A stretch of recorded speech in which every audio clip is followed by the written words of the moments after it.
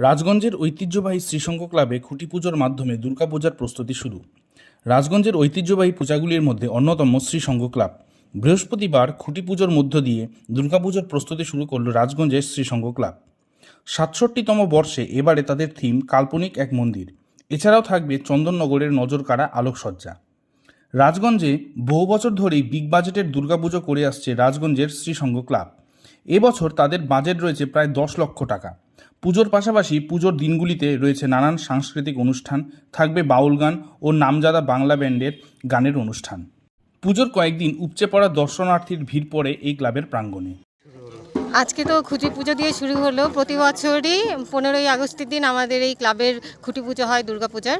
তো এই বছরও তার ব্যতিক্রম হয়নি, এই বছরও আজকের দিন আমাদের খুঁটি পুজো হলো।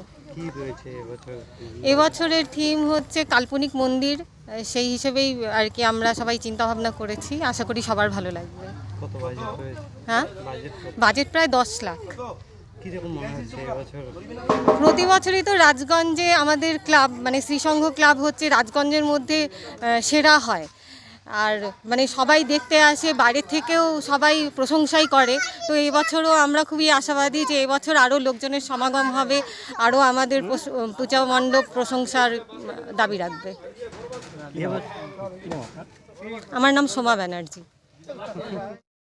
এবছর আমাদের তো থিমের পূজা হবে, কাল্পনিক থিমের পূজা।